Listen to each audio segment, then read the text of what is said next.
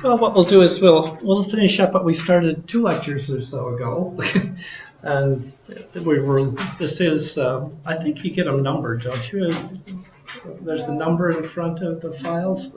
Yes, that would be number 8. Yeah, so it's the last part of 8. So anyway, add fermentation broth, and you get a nice clear distilled diacetyl. Finds its way in many dairy products, especially baked goods as well. Any place where you might think about having butter has an ingredient of baking butter, baked goods, right? So anyway, these are the things that people go through, and like I say, fermentation is how First Choice does a lot of their ingredients. And when you think about fermentation, maybe just microbial growth, sometimes we're looking at initial metabolic products. So what are we doing in terms of what's the organism producing? Sometimes we take enzymatic activity from that fermentation. So we might actually get rid of the organism and use the enzymes that the organism had. But it's kind of neat if you think about it. There's a microorganism to do almost anything you can imagine. And this is just an example of the different types of chemical reactions that you can make happen through fermentation by having the right microorganism present. So again, a whole choice. And again, the nice thing about fermentation or enzymes too is a lot of them then are chiral specific. So you will get the right chiral form, and that can be extremely important. Just if you get 2 different chiral isomers of the same compound, they can taste entirely different, have very different sensory thresholds. So again, fermentation microorganisms produce things that are chiral specific. Esters, we have a great deal of need for esters. Where would we use them? We'd use them primarily in fruit flavors. So we want to produce some ethyl acetate, ethyl butyrate, whatever you think about.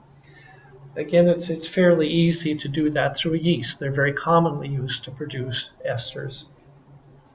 If you look at, as part of the normal metabolism is forming alcohols and esters for that matter. They are important to flavorings. It's interesting, there's 94 different esters found in beer, fermented product. Yep, lots of them. Not enough of any of them to, do an isolation and sell a product from it. But esters do play a role in many flavors, fruit flavors, fermented flavors such as beer.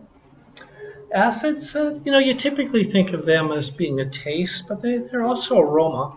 You get into particularly the short chain fatty acids, acetic acid, propionic acid, butyric acid, caproic acid, caprylic.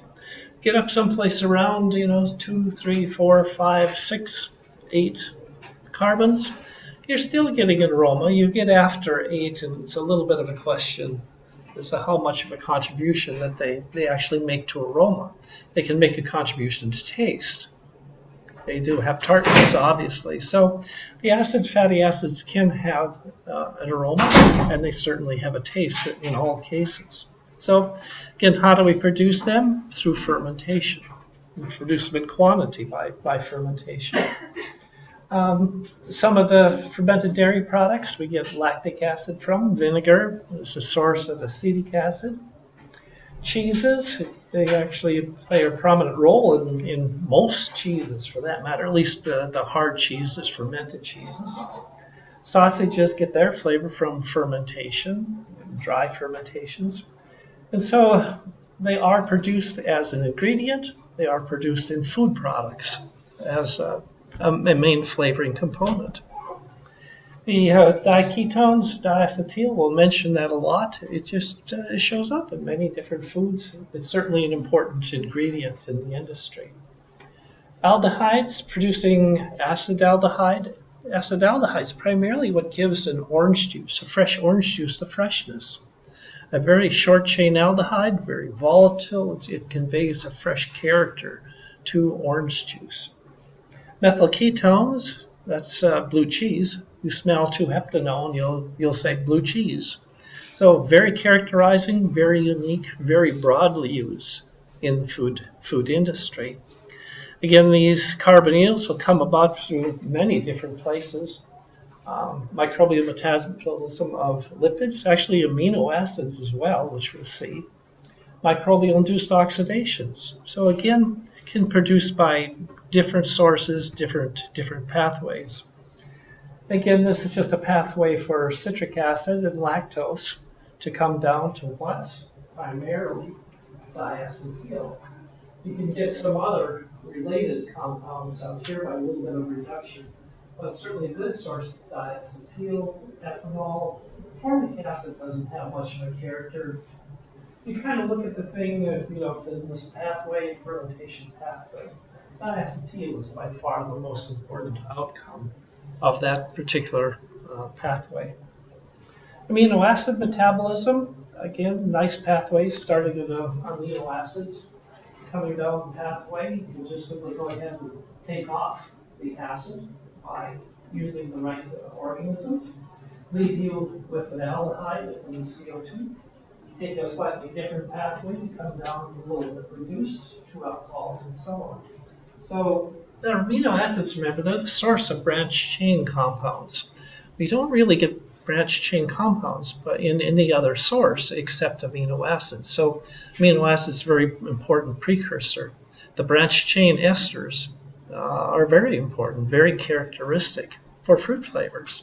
So again, we're looking at how do we form some of these compounds. I said amino acids yield aldehydes, acids, alcohols. Again, we can start off here. Some of these compounds are branched chain. Gives us the branched chain building blocks. We can maybe get isobutyl alcohol, put that together with some acid, and get an ester, the whole thing, or an acetate. Again, I don't care. Don't ever think you're going to have to remember this, other than the bigger picture. How's that? I figure if you want to really understand it, you'll go to the literature and you'll read it. Otherwise, I just want you to have a bigger picture. Amino acids, they are the precursor of branched chain compounds. Very important to us as a flavor ingredient. Lactones, we don't have any lactones in here. We have ketones, methyl ketones. Again, the pathway starting with lipids, go down pathways to end up yielding ketones for us. Lactones, here we go, come from amino acids. So we get a structure down here of lactone, coming from an amino acid through various pathways and so on. So let's see probably a couple more of these. Pyrazine formation. It's interesting that pyrazines are really responsible for cocoa flavor, chocolate flavor. They are the dominant character. And we've always had to assume that the pyrazines come only from the Maillard reaction, so the roasting of the cocoa beans. But again, if you start looking around, you'll find actually that the cocoa beans are fermented as a first step. They're harvested, beans are taken out of the pods, or found on banana leaves, or put in bins, and they are fermented. And in that fermentation process yields some pyrazine precursors of the cocoa flavor. Sulfur pathways, again, where you come from, where does sulfur come from? It comes from your sulfur-containing amino acids. So again, number of pathways get you down to sulfur components. Sulfur components are really potent. That's one thing they've got going for them. At extremely low sensory thresholds, they play a really key role in many flavors. So the idea of conclusion after all that is microbes can really produce almost anything you want. And again, they can come down through different pathways, starting at lipids, starting even carbohydrates, give you more terpenes. Lipids, again, a source of outcomes. So they're important precursors of the flavor system. The flavor system is dynamic. You go through a fermentation, changing microbial activity, active enzymes. Once the culture's dead, think I've said a little bit about this already. So, fascinating process that we make a great deal of use of. Let's go ahead and get back to encapsulation at this point.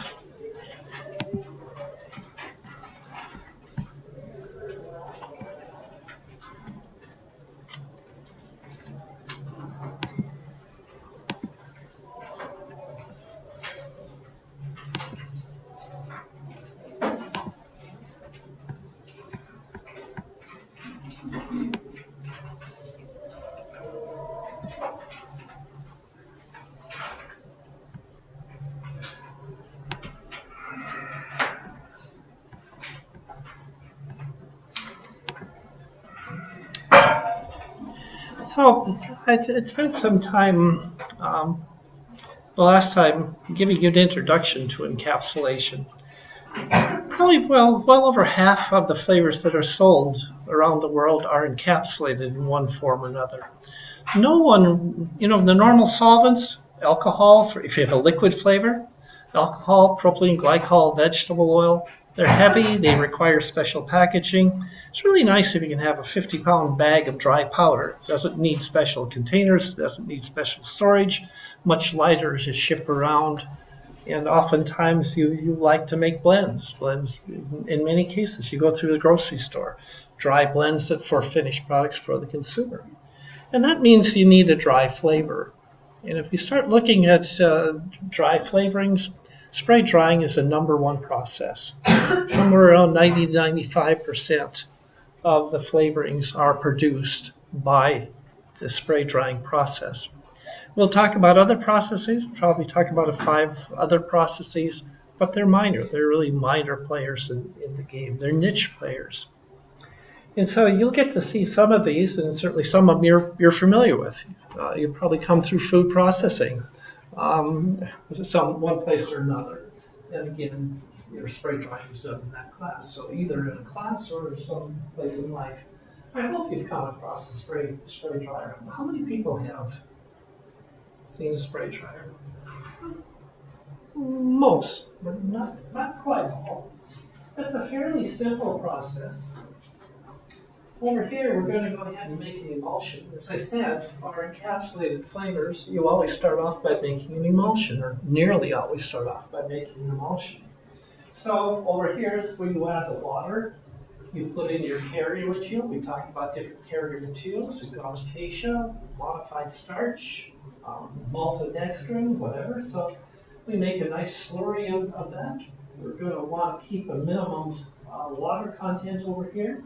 But it has to be good enough to pump, good enough to homogenize. By that I mean low enough viscosity that you can pump, homogenize, and ultimately atomerize. So make a slurry over here, add your flavor to the system, and then make a coarse emulsion on this side by a stirrer of one kind or another, a rotor stator, big mixer for that matter if you wish.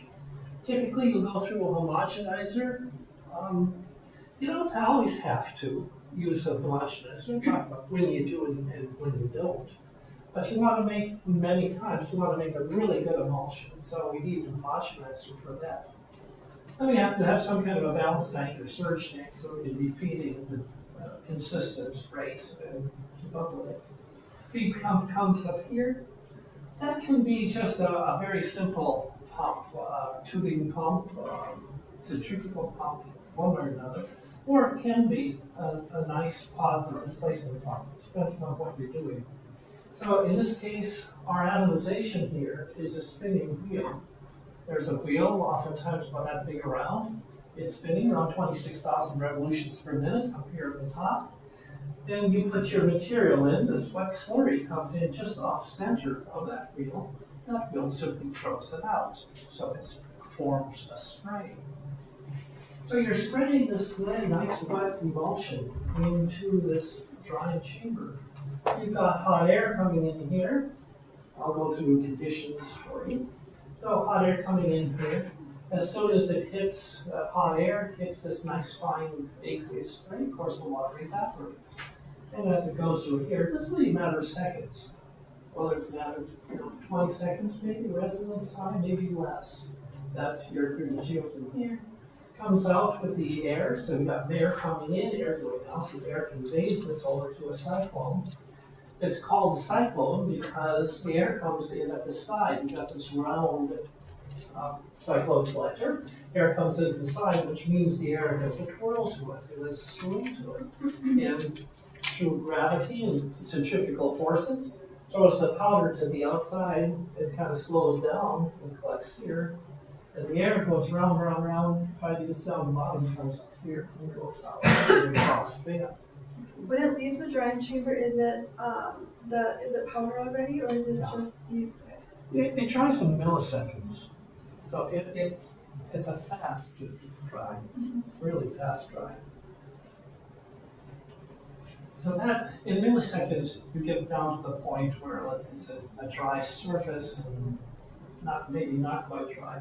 You get some finished drying here, but believe me, it's really rapid up there just because of the tremendous surface area, those small droplets and all that hot air around it. Because that hot air may be 160 centigrade. That's how very high temperature hot air. Spray drying in the food industry, it really finds its way in many, many different ingredients. Like I say, people like dry ingredients. They're convenient, cost effective, stable, shelf stable, so on. So we can really find a lot of different ingredients that we will be using spray drying for. And of course, our interest is in flavoring materials. So these are some of the kind of operating parameters that we live within on that piece of equipment. That in-feed material, I said you want to keep a minimum amount of water. You really want to keep that as low as you can do. But considering the type of, we have to have a carrier material, something for the particle to form. So we do have to have some water to make a slurry out of that. And so we might work anywhere from 35% solids to 65% solids in that first tank. Then we add our flavor on top of that and homogenize it. 35 I don't like. You want to be up here as close to the 65 as possible. But sometimes materials are so viscous you can't pump them to 65%. So you got to back off in that lower water. We want to be on this side, so you don't make muddy dry water. Homogenization. Most of our flavors are lipophilic. They're fat loving. They're not going to dissolve in that water. If you have a water-soluble flavor, you just add it to the tank and be soluble. Would be need to homogenize. But okay, most flavorings are fat soluble. So, say usually you have to homogenize. We've operated the spray dryer at temperatures that range from 120 centigrade to 315 degrees centigrade. And that's as the air temperature coming in. The air temperature going out will range from 65 to about 110 degrees centigrade. Now, someone should probably be thinking, let's see, how hot is a 315 degrees centigrade? I think of it in Fahrenheit. What do you think? Somebody should probably work that out. It has to be close to 500 Fahrenheit, doesn't it? In that ballpark? 100 degrees centigrade is 200. So we think about another 100, it's another 200. 600. 600? Yeah. So I'm spraying my fragile flavor, volatile material into 600 degree Fahrenheit hot air. And you're going to say, what happened to my flavor? Actually, surprisingly little, and I'll explain a little bit more why. But if we can go into very hot temperatures and not purpose. But range, we've got, that's at 120 centigrade. It has to be hot enough to evaporate that water before it goes to, hits any metal in that spray dryer. If there's enough water in there, it hasn't dried adequately, it's going to just stick to the walls. I'm going to have, wet, sloppy walls on my spray dryer. So it has to be hot enough to dry the material before it hits any metal, but not so hot that, we can go like temperature 350. Exit air temperature, typically 65 to 110 degrees centigrade. And we can just put a spray nozzle up there. You can take that spinning disc out and put just a regular spray nozzle. Put 1,000 psi, 2,000 psi pressure on our in-feed material, or wet emulsion, spray it. Doesn't matter. We just have to atomize it. We've got to spray our flavoring into the spray dryer. Typically, we have hot air coming in, and we have our wet slurry being sprayed into it, and they go all together. It's co-current. The flow is co-current. In some industries, you have a hot air coming up, and you spray down into the hot air. We don't do that in the food industry. That's where you get heat damage to the product. So the idea of why on earth can we use such high temperatures? Like I say, many of our flavor compounds are extremely volatile. Some of them will be boiling right around room temperature. I'm going to spray it into 300-degree air. So it's really fascinating. Why do we retain these flavors? And that people figured out only in somewhere in the early 60s. A fellow chem engineer, Judson King, in California, then started doing some work on this. And what he did was that he found when the moisture content reaches less than 10%. Now remember, this is a small droplet. Okay, that's 30 microns. I'll blow it up a little bit for you. I can't quite do 30 microns. So okay, this is 30 microns. It's hot air. What's going to happen? The surface is going to dry first, right? Immediately that surface starts to dry. When that surface dries to 10% moisture, I don't give a rip what the inside is, but when that surface reaches about 10% moisture, there's not enough room. It's a tight surface, and your flavor is like a filter. Your flavor can't get out. But water can keep going through that 10% moisture. So water keeps diffusing out of the particle. The flavor is trapped inside the particle. It just is a really nice barrier. So we dry from the outside in, and like I say, we end up trapping our flavors inside of that drying particle. So, actually this whole process of spray drying and flavoring was found totally by accident. A company named Bush, Bilk and Allen in 1937, I think, was putting acetone into their tomato juice. If you put acetone in the tomato juice and you dry it, it maintains better color. So they thought, oh, that's a good idea. We'll dump. This is for eating, right? Okay. We'll just dump a little bit in, and it's going to evaporate anyway. Acetone has a really low boiling point. Shouldn't be a problem. Once you know, they put the acetone in tomato juice, and the acetone is retained in tomato juice. It didn't make a good product. Never a success. And so they said, oh, well, let's try this to retain flavors then, since it does retain flavoring materials. And so they look at what really determines what proportion of our flavor is retained. It's really how fast we can take that wet slurry and start forming a dry surface. That's the controlling factor. Once we get a dry surface, then we've stopped our loss of flavor. So our whole system is designed for drying that surface really quickly so we can retain our flavoring materials. The idea of atomizer, I said you can use a centrifugal wheel, you can use a spray nozzle. They give really similar results. We've done comparisons on that. But they yield a different product. And so this is a product that we dried using a centrifugal wheel. Centrifugal wheel dryers tend to be short and fat. You've got this wheel spinning out here, throwing this wet slurry out that way. You better have it be fat because it's going to have to dry before it hits that wall. And so they tend to be short and fat. They do our drying coming across here and then come and go out. And so this is the type of structure you get very rapid drying, very low shrinkage. If you will look inside of this, it'll be mostly hollow. It formed that shell really quickly, formed the dry surface, and water just moves out. And so they tend to be hollow, they're not very dense. I think there's still pictures of these up on the second floor of the Food Science and Nutrition building. There's a bunch of liquid micrographs. And one of them are of these. They've been broken, so I have eggshells. So all of them have a hole in the center. Now this is done with a pressure spray. So that's spraying down. It doesn't have to be fat. It tends to be skinny. The skinny dryer, but it's the tall dryer because it's spraying down, and you spray at a high velocity, right? It's going up. And so it has to dry this direction.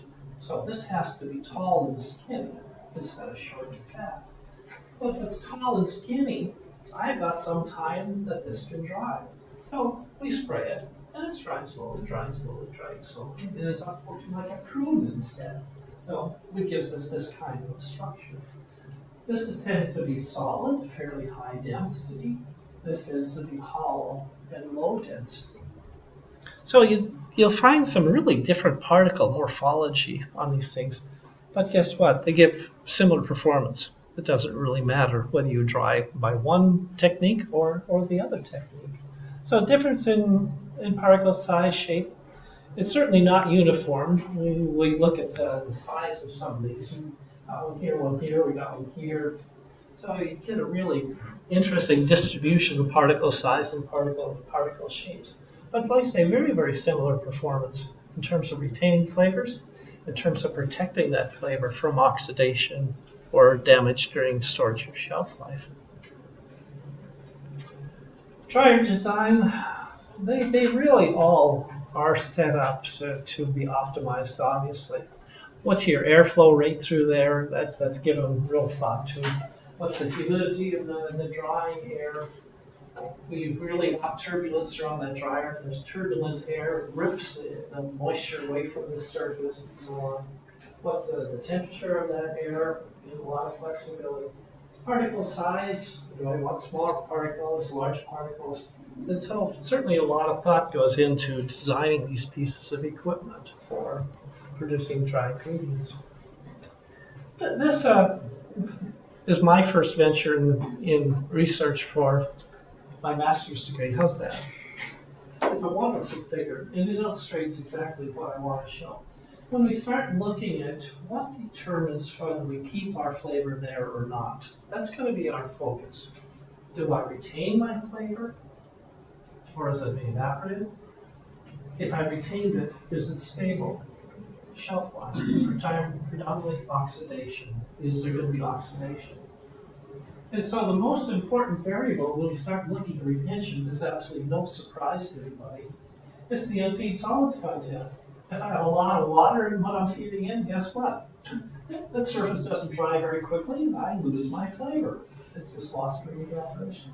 So this is milk. This is diacetyl. It's milk solids. Somewhere over 50% solids, and look at that retention going on. So there's a really good reason about wanting high solids, little water. First of all is, the more water you got to evaporate, the more you pay for it. The second is, you get a better quality product. So it's a win-win. Oftentimes it's the other way around, This is the most convenient, but that's the poorest product. In this case, it's absolutely win-win. You get economy and you get quality. And actually, you really get good shelf life, too. We find later on that particle that's been dried out here is a much better barrier to oxidation than the powder that's produced by drying something that's fairly wet. So it's a triple win. How's that? Shelf life, cost, and retention.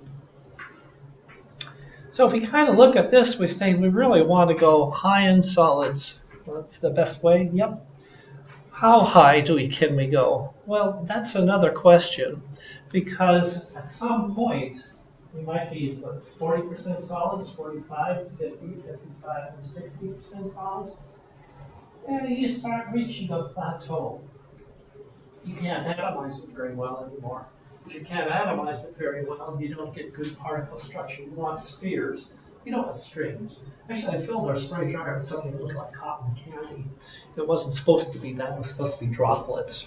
But if you go high enough in solids content, low enough in water, it just streams out. No one would ever mind. But so there is an optimum. That optimum really depends upon the flavor compound. That's not very volatile. Methylantranilate. What flavor is methylantranilate? Grape. Yes. You pay attention to that. Grape flavor. Yes. So methylantranilate, not very volatile. Not as sensitive.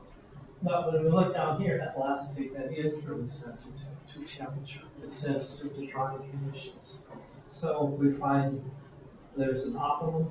Probably would go over 50-55% in feed solids for this material. Then we start losing that material. So that's probably a maximum. If we were trying to a great flavor, and all it was methylantranolate. Of course, it's not. But we wouldn't care. We can go as high as we can go on the solids content. So there is an optimum, and an optimum also depends upon that carrier material and what its viscosity is. Again, some of these materials like gum acacia, they're really quite viscous, that fairly low solids content. So you might get up here someplace, where's my, here, but there, at some point you start losing it. So eventually all of these would have a point where they will come back down.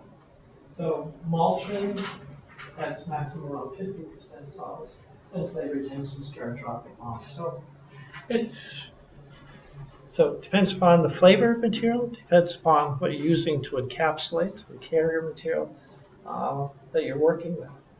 This is a fun one too. This is a fun one because it's a mistake that people make. Probably didn't sound right. I don't think people making mistakes is fun. But anyway, okay, that'd be a little strange. Okay, it's interesting. How about if I just make it interesting instead? So, oftentimes when a person's working in product development, you're going to make a cake mix, a dry cake mix, but it's kind of a pain in the neck to get flavoring materials that are solids. I want something I can make a batter, I can add my flavor to it and bake it and see what happens. I want a liquid. So oftentimes for convenience, people will use a liquid flavor. And once they get the right batter, the right system, the right cake mix, to pick your product, then they say, okay, now I'm really going to sell this as a dry mix. I need a powdered flavor. I don't want a liquid flavor.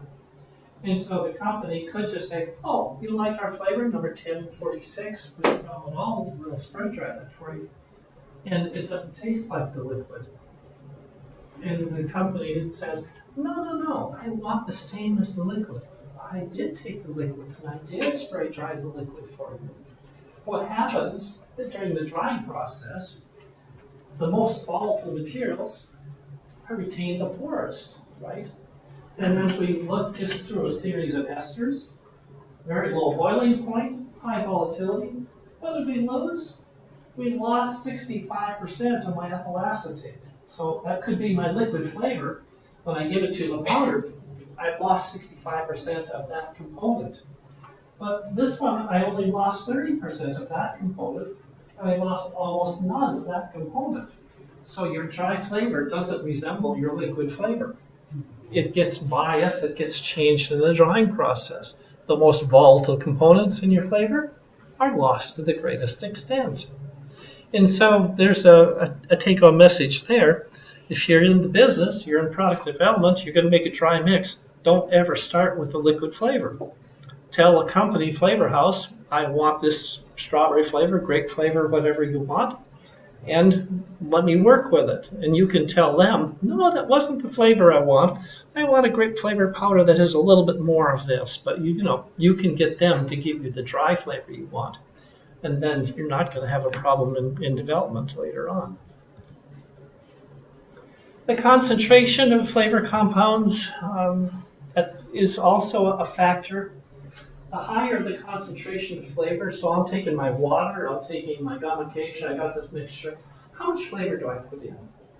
Do I put a little bit of flavor in there and spray dry? Do I put a lot of flavor in there and spray dry it? And so we kind of look at issues. What are the typical industry limits? Why are there limits? What are the innovations kind of in that area? So we start looking back here. Let's say people can say, or a customer can say, well, normally we give about 20% active flavor components in a dry powder. You got 80% of maltodextrin and gum acacia. If you buy a a powdered flavor from a company, it's going to be about 20% active. You say, if you would just go ahead and go up to 40% flavor, I could buy half as much from you. The problem is when you go up in concentration, you have greater losses and your flavor even changes more. So the idea that Now, you would have to stick somewhere around 20%. That's fairly common. Some processes you can't even go to 20%. But and that's actually not that much different when you buy a liquid flavor. When you buy a liquid flavor, you're buying maybe 90% solvent and 10% active material. If you buy a powder, you're getting about 80% carrier, 20% active material. So there's actually quite similar. So the idea, what are typically limits? Our target's 20%.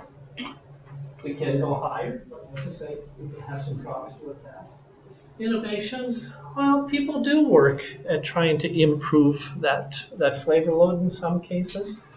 But again, when we go to high loads, we decide not 20%, we go to 40% flavor, 50% flavor.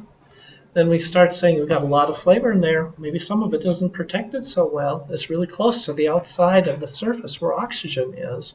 So our shelf life, our stability starts to suffer during storage. Structural integrity too. So I'm making a cold Kool-Aid type product. And I'm going to have sugar. I'm going to have some dry flavoring. I might have some colorant in there, all this. And what do? You kind of tumble that. You mix together the crystal sugar and the flavor powder. And the flavor just breaks down. It gets ground up by the sugar. It's not a strong structure anymore. When you go to high loads, high amounts of flavor, you don't have the same amount of powder to build a nice firm particle. So it's there is a reason for, like I say, going to a lower flavor load at that 20% or staying with that rather than going ahead.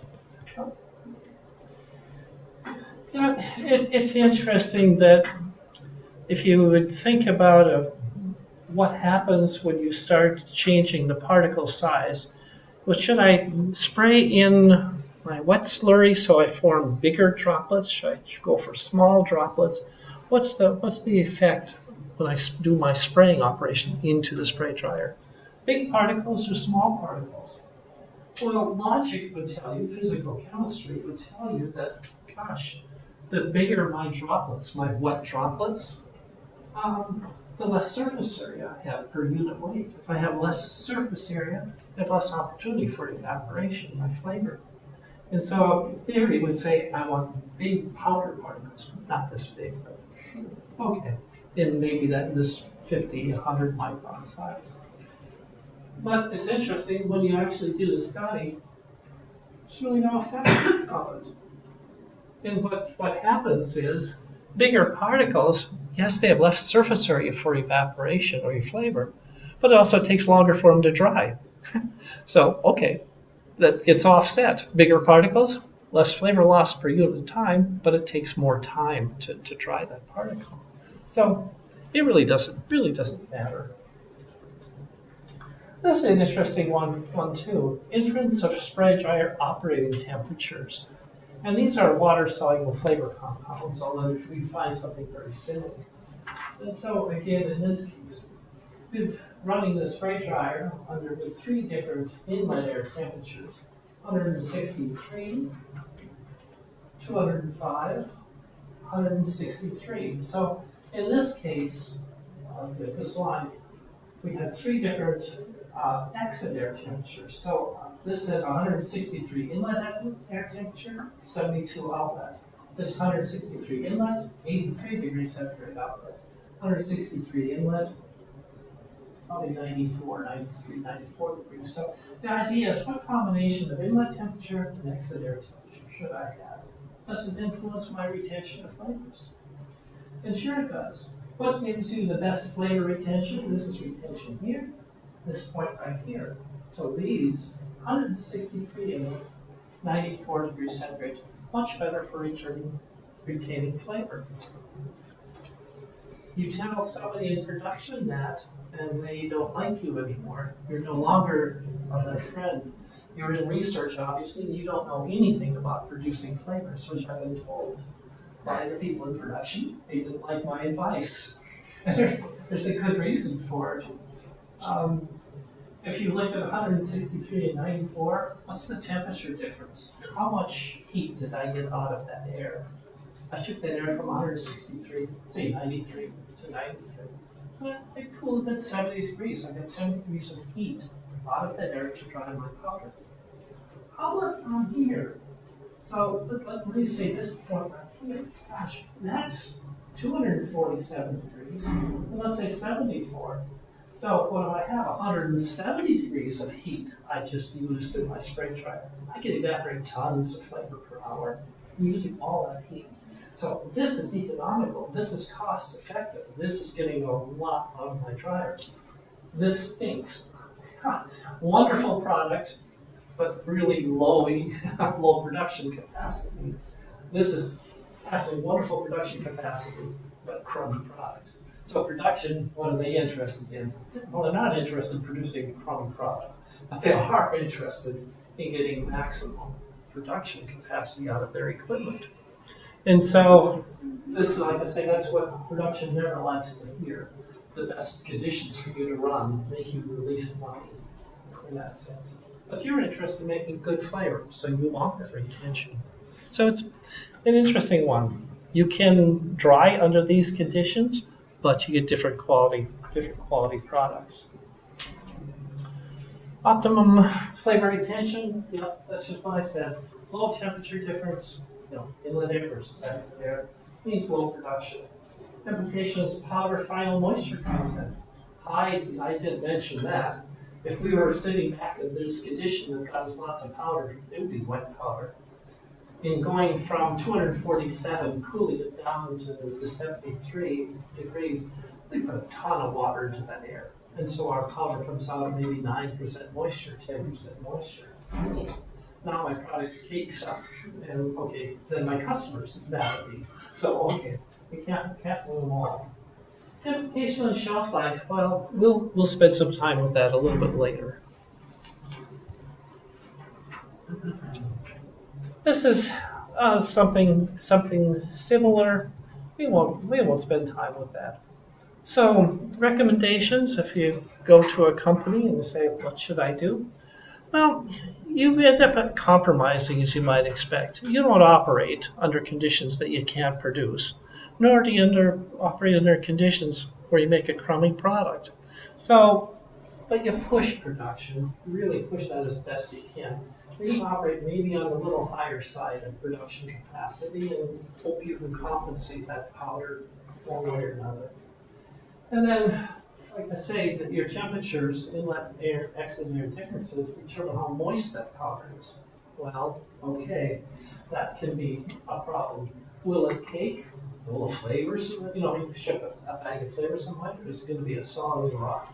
If they put it in their final product, is that final product in a water activity where, okay, it cakes the final product. Not only the flavor cakes, but the product cakes. And the shelf life is better or worse. We'll deal with that one. So this idea, should I homogenize or not? Homogenization costs me money. That piece of steel pumping that product and beating up the particles, it costs me money to do. And this is a study where just running a replicate. So, okay, what happens if we just make a coarse emulsion? Forget homogenizer, too much money. So we can actually do pretty good on a high shear mixer. We get around 4 micron flavor droplets in this wet slurry.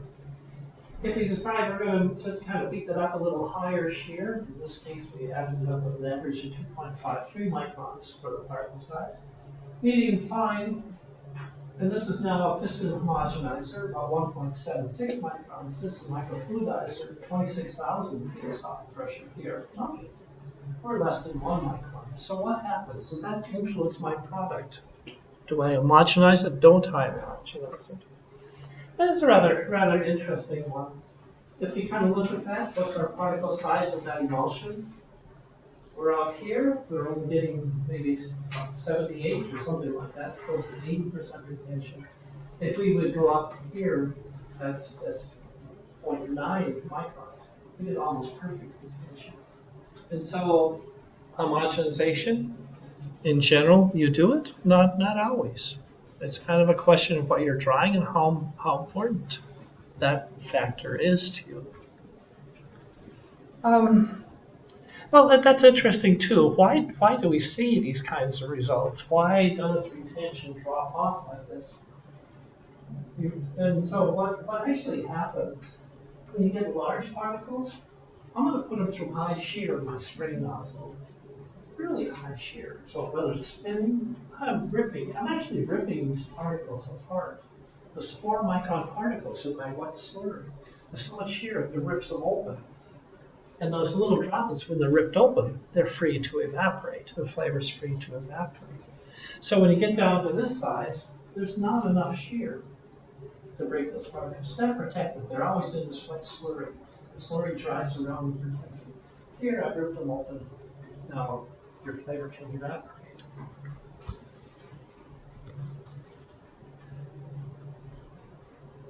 So it's just kind of, again, general optimize solids. Again, what solids can I go to in my in-feed material? You really want that as high as you can go. Do you homogenize? In most cases, you do. Again, what drier temperatures? I said, well, there's a compromise, but push it on production if you can. Flavor concentration, stay with the 20%. So why is 90 to 95% of all flavoring produced by this technique? What's my number one reason? Low cost. I can produce an awful lot of material in a really short amount of time. You talk about producing tons of powder in an hour using this technique. So cheap operating cost. There's a lot of equipment around. The process is so broadly used in the food industry that there's spray dryers everywhere. There's capacity everywhere. The particles that we get out of it, they're generally pretty well protected. They're generally pretty well stable during storage conditions. It depends on how you've done it. But you can get a good product that's very, very stable. We can use different materials, whether it's maltodextrins, corn syrup solids, gummifications, modified starches. Our process gives us a good deal of flexibility to choose how we encapsulate the material. The advantage can be small particles. I'm going to give that as a disadvantage later on. You may want small particles, or in fact, you may want large particles. In some cases, small particles can be dusty. Small particles, you put them in, a glass of water and try and stir them up and try and stir them up and try and stir them up, and eventually they'll get dispersed. For large particles, we'll tend to sink. So, okay, small particles can be good or bad. It depends on if you want them. Is spray drying really low cost? Because I know Tony always talks about how it's really expensive to run a spray dryer for like something that's really high energy. It's all relative in life. So is it like taking a flavor and turning it into a spray dryer thing? Mm-hmm. Isn't that just an added cost to selling that flavor alone, or is it just balances out in the end? It balances out in the end because if you want a liquid, okay, it's going to be also a cost of shipping liquid, packaging of liquids, storage conditions. There's a lot of hassles to it. And no, Tony's exactly right. If you're talking about milk, if you're talking about orange juice, you'd be better off not going with a spray dryer necessarily. You'd use membranes for perhaps, or a vacuum distillation with multiple effects, condensing. But you can't do that with flavors because you'd evaporate all your flavor away. You'd lose it, and you'd only get so far. You could never get dry. So what's your choice? Freeze drying? Give me a break. There isn't a process that produces a dry powder, a quality dry powder that's as good as this. Drum drying's cheap, but I could give you data that you get no flavor left in drum dryers. So it gives a good product at a good cost. Disadvantages, an advantage can be small particles. A disadvantage could be small particles. If you want something that's instantized, forget it. You're going to have to agglomerate. You're going to have to do secondary processing to it to actually get it to go into water quickly, easily. If you want to do something to it, such as agglomeration, it is another step. Now it's going to cost me, spray drying is going to cost me another agglomeration, and that's expensive. Not suitable for extremely low boilers, You know, you can't put hydrogen sulfide in there and expect to get any retention. They would just fill the room and all the neighborhood with hydrogen sulfide. Even something like acetaldehyde, the nice fresh orange juice character. You know, that's actually has a boiling point around room temperature. So again, it's hard to maintain some of these things. If you don't do it right, again, you can have problems with shelf life. You do it right, that isn't an issue. So, good process sees a good deal of use. Said agglomeration certainly is used as a secondary process. So let's instantize this material. The idea, does the agglomeration hurt you much? So we've spray dried it, we produced a powder. I want an instant powder now. So just put it in water and have it dissolve. What happens to, let's say, the flavor and its stability? So if we look at some data just using an agglomerated spray-dried flavor has 82.9% retention. So in the spray drying process, I lost only 17.1% of my flavor. So the spray dried powder is still in pretty good shape. If I take that and agglomerate it, that's a wet agglomeration like we have in the pilot plant. So you're going to take that powder, put it into a fluidized bed, and spray moisture on it so the powder sticks together in multiple particles. Well, that costs us another 8% of our flavor. So now my powder is only 74.4% flavor. There's some differences. It depends on whether it's gum acacia, whether it's a maltodextrin. Maltodextrin by itself really doesn't do a good job of retention flavors. Notice we only got 53% of our flavors retained during the dry process. By the time I agglomerate, I only have 36%.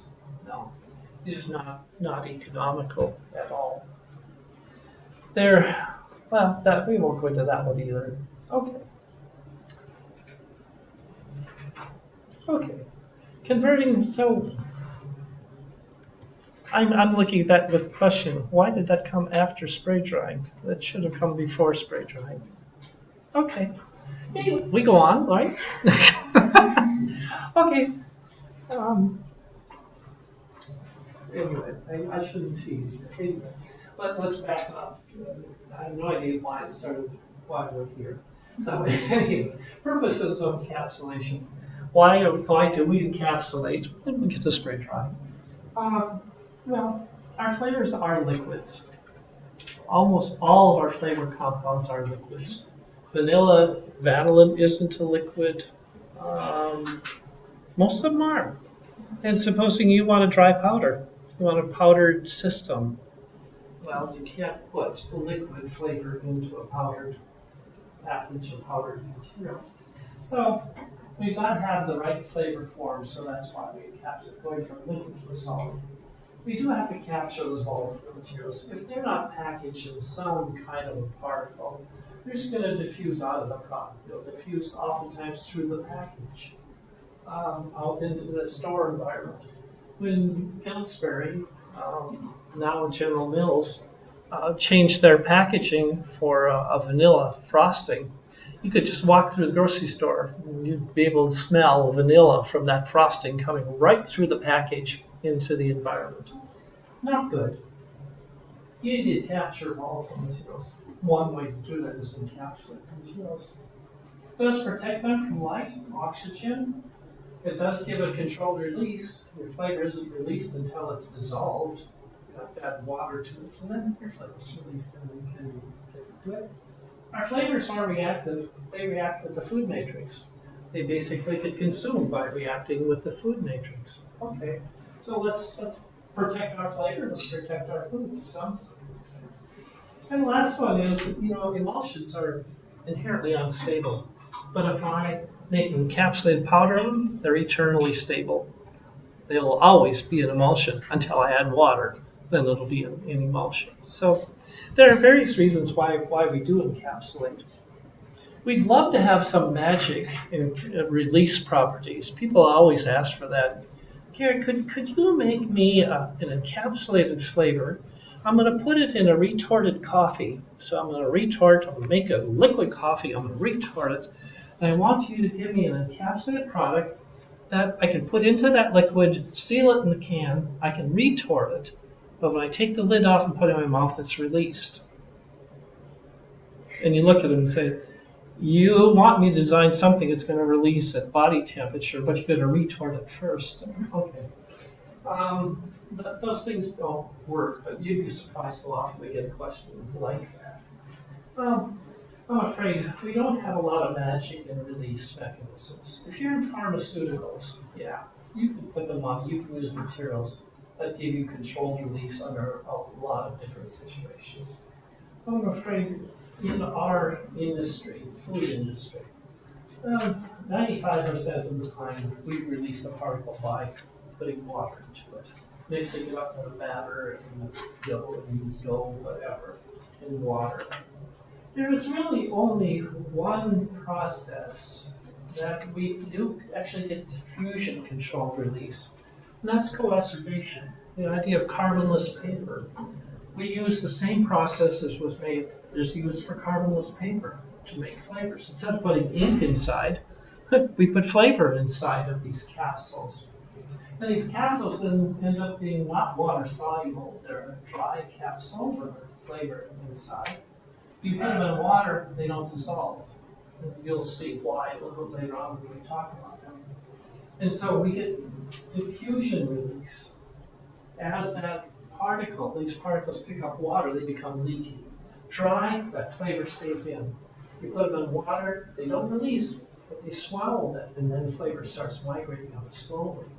So this kind of application is nice in products that are baked, because you can put the capsules, you can put the flavor in, put it into the oven, and only they start releasing very slowly. So just like poof, they're all there with the evaporative baking process. They're maintained inside the slowly release. We spent some time 2 weeks ago making a fat or wax material. And I tasted it melts with temperature. Fat, if you put a fat around it, melts with temperature.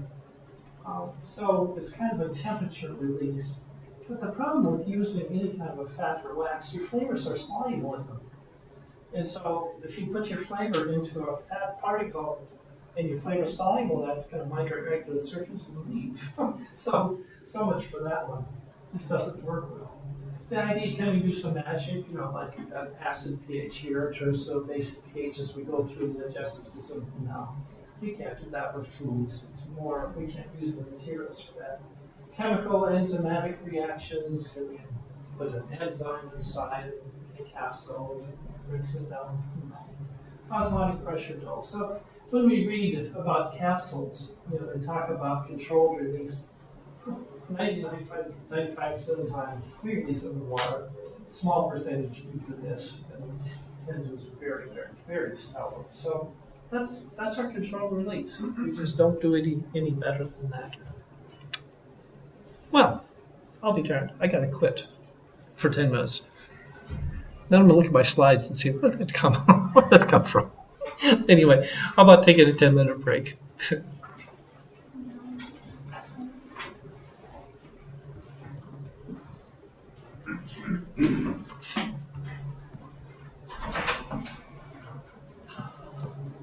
Looks like these were duplicates from the previous slides.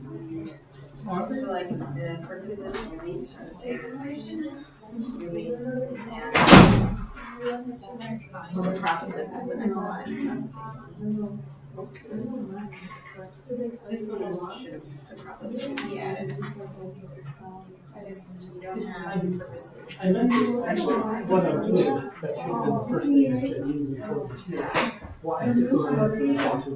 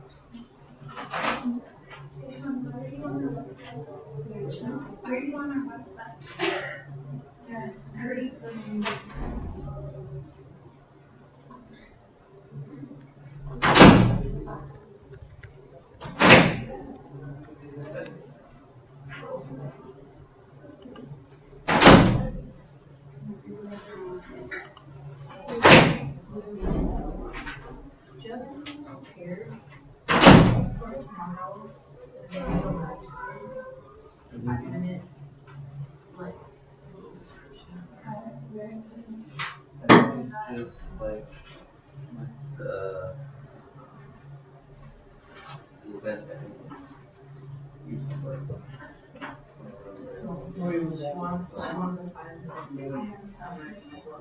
I think it's just like keeping where the lab is like I'm not really sure I understand the particle size. If it's larger, then it'll lose flavor over time. It's trying to dry. Okay, so this is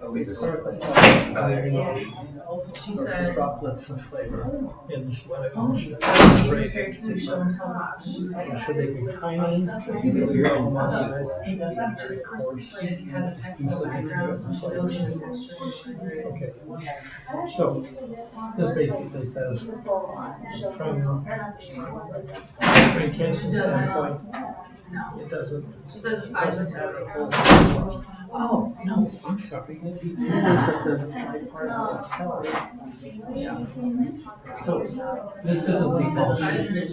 This is the pressure spray. How big of a drop do you spray into? I'm sorry. So it comes out in larger size, and it's taking more time to dry. So it's like a high initially, but then it'll drop again. Right. It's losing flavor. When it comes out small, it's static. And then it goes up. Try some. Criticize their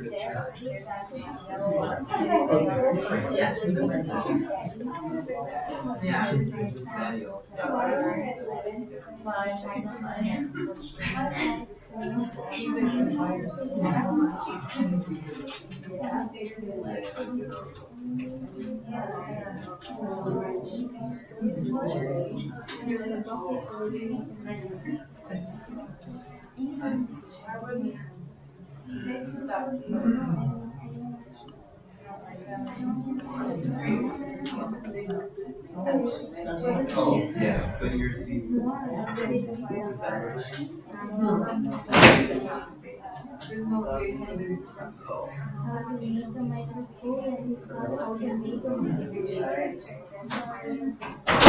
It might just be like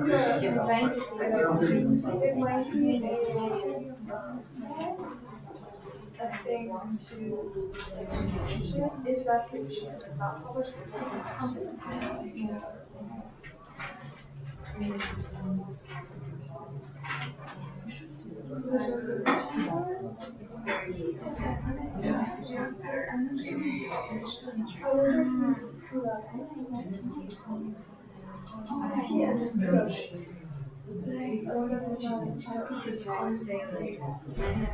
hope that's because the other ones are off. But then they don't have to say for what the proposal is, the proposal to do it. If you say accept, so much you know.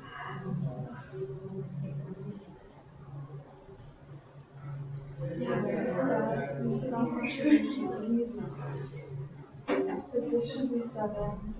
This should 6 is under. This should be 7.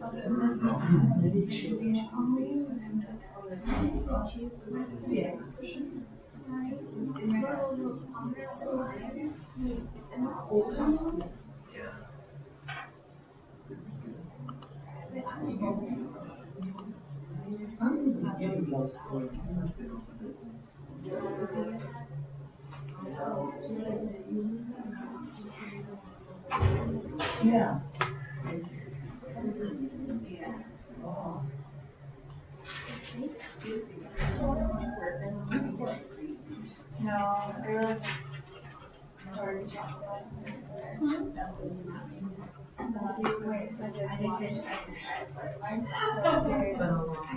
Somebody told me that they had leaving. How are you?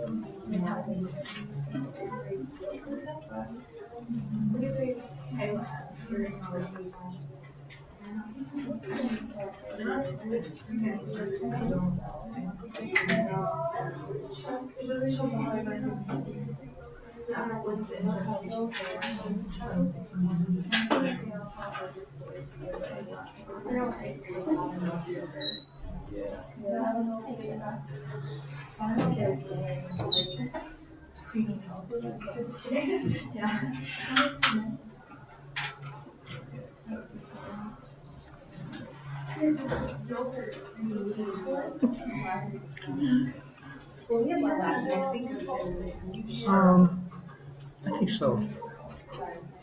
Okay. You settled for I think so? Okay.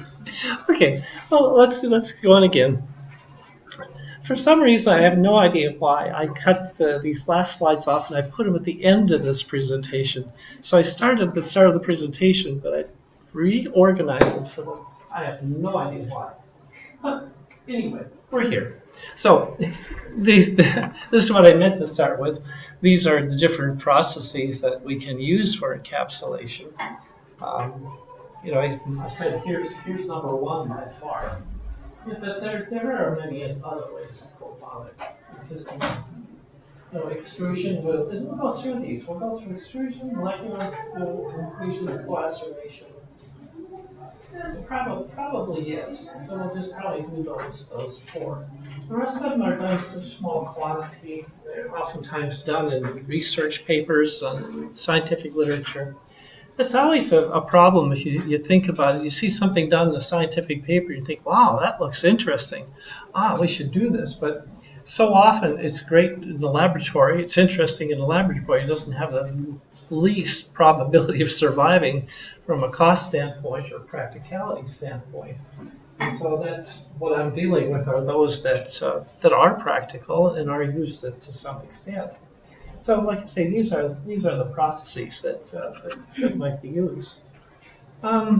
We're always interested in shelf life. We're interested in retention. We have to retain that material first, and then we have to protect it from oxidation. And it's really interesting that any of your citrus products, any of your citrus essential oils, are really prone to oxidation. Orange oil is 95% D-limonene, a very oxidizable terpene, and it's going to just absorb oxygen, develop off flavors really, really quickly. And so we worry about that oxidation happening for citrus, anything that is citrus products, and even if it's not a citrus flavor. Oftentimes essential oils are put into a product for a little bit of orange note, a little bit of freshness. And so there you can find these oils being used where you don't think they are, but they are. You have to protect them. So we like to use spray drying on compounds that we know are unstable to oxidation. We see a common practice in industry. We use nitrogen flushing or anything like that to improve the stability, or we will still use the same conditions. Are you talking about using nitrogen flushing in the spray dryer? Yeah.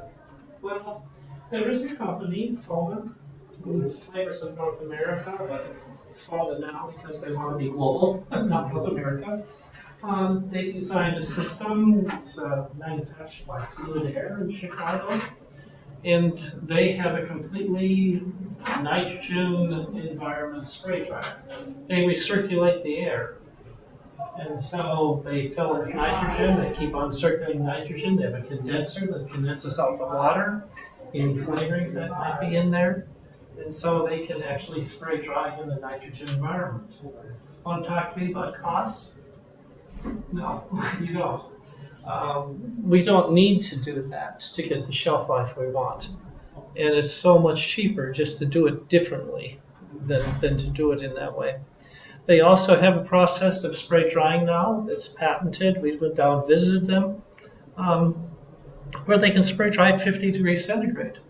When I talk about 160 or 300 degrees centigrade inlet air temperatures, they're talking about 50 degrees centigrade. And for that particular process, they use electrospinning atomization. And so what they do is they put a really high voltage on the atomizer, and that ionizes the water that tends to make it break away from the particle. So they're really not evaporating that water, but they are removing it from a particle. And then it's a matter of keeping them separated. Our mechanical engineering department is great in atomization. They do a really good job. They work in our pilot plant sometimes to try out new methods of atomization. And they were in 2 weeks ago. But it's interesting, some of the innovations. But again, talk to me about costs of each of these processes. Whether it's nitrogen or electrospinning, very low volumes, very low flow throughput. And so, they're nice, they're interesting, but you're not going to build a market on them. So if you're in drugs, pharmaceuticals, wonderful. You might look at inhalants, so inhalant drugs or something like this. Again, small particles, dry powders can be interesting, but no, it's just not practical for us. So the idea, shelf life is, like I say, an issue. In shelf life, like I say, one of those that determines is oxidation in shelf life. If you don't have a good particle, you can lose your flavor through diffusion through that particle. And for that matter, if it's high 2-line moisture, it can be caking. So shelf life can end by different means. Oxidation, like I say, is probably the most important to us. And I've got a couple figures that show up here just to give you some idea of how important that carrier system is. That's what gives you protection, how you design that initial slurry. Do you have modified starch, gummification, maltodextrin, corn syrup, solid sugar? What are you putting in? Because that's what gives us protection. Here's modified starch. Going up's bad. Okay, in this case. Storage time in days. So storage time in days, oxidation rate. If you use a pure modified starch system, it's horrible. It's a wonderful emulsifier. It's cheaper than gummification. But if you want to look for protection against oxidation, you just don't use it. Oxidizes like crazy. Gummification, well, that's better. Oxidize more slowly. This is one gummification. That's another one. Talk about variation in these materials. It's a natural product, comes from different sources.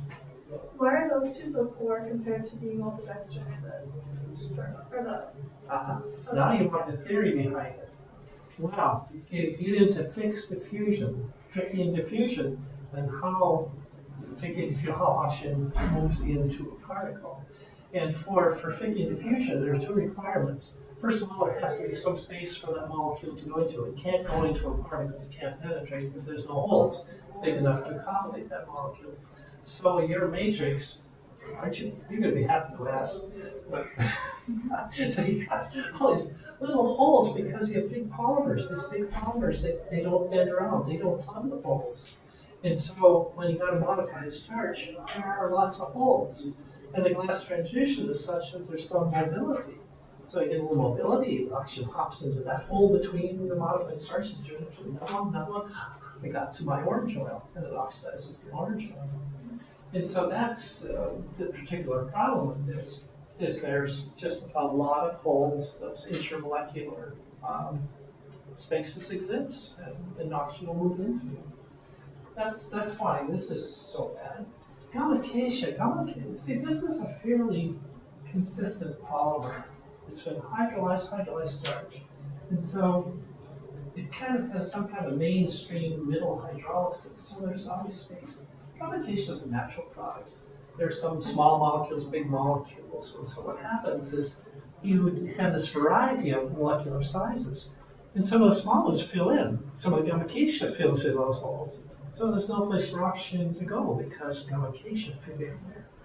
And so that's kind of why it happens. It's a natural polymer. It kind of fills those holes. This one's been made for emulsification, doesn't fill holes. Here's my 25-DE maltodextrin. That's wonderful. It's corn syrup solids at that point. And there's lots of small molecules to fill holes.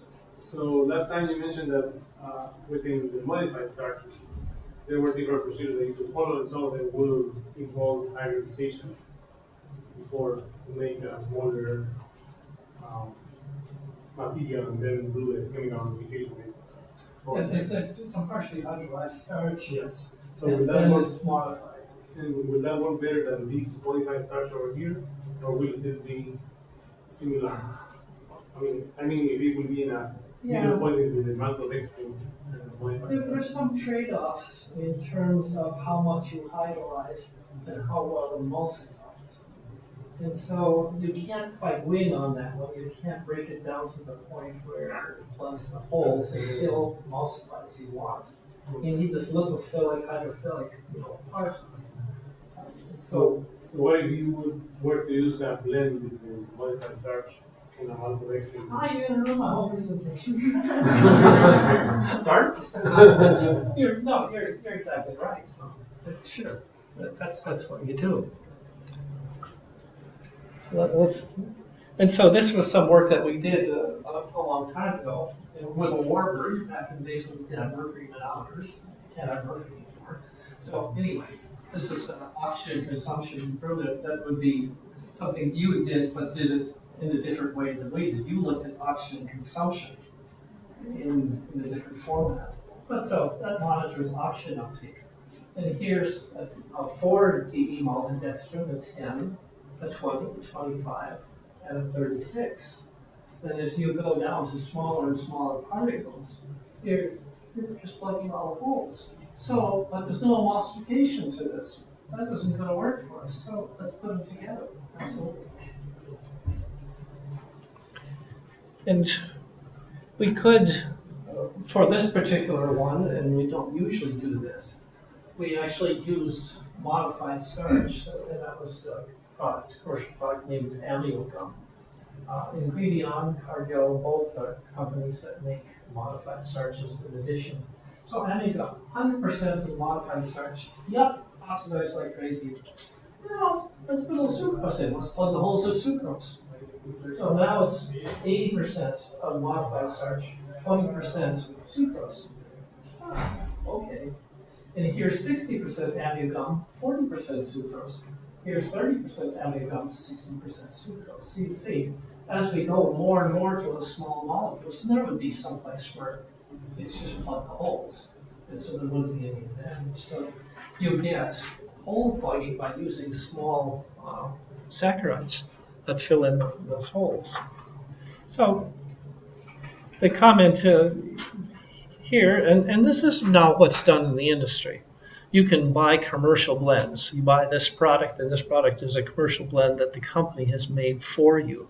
They take their modified starch, they put a maltodextrin, corn syrup solids, sucrose in it, and you can buy this nice blend. Or you can do it yourself. A lot of companies choose to simply do it themselves. I'll buy my modified starch, I'll add this to it, and make blends for it.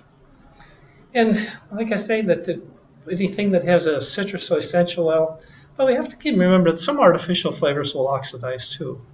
And so something like benzaldehyde, cherry flavor, that oxidizes. So we talk about it usually being essential oils, but it's oftentimes protecting other flavoring materials as well. Well, let me see if I can actually manage this to go on to the next presentation.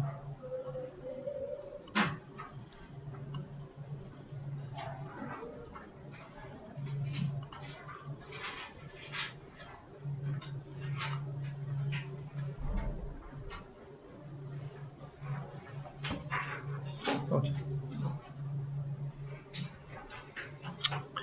So that was kind of the introduction, which occurred after the presentation. And so we went through spray drying. Now let's look at another process. So the first process by far is spray drying. Okay. Now let's look at other competing processes. And so extrusion is number two, the extrusion processing. Number one, spray drying. Second is extrusion. This used to be done by a sun-kissed company, and what they did is they simply made hard candy, sucrose, put sucrose water together, boil out down to the point where it solidifies. It solidifies as a hard candy. Then they ground that up and sold it. So they flavored the hard candy, let it solidify, and then sold it as a flavoring. Well, it wasn't very efficient when it came right down to it, and so they've modified that process some, but not as much as you might expect. So what I'm going to talk about is really based on that process. And yep, it finds its purpose, extrusion and flavorings, natural colorants, and certainly some nutrients.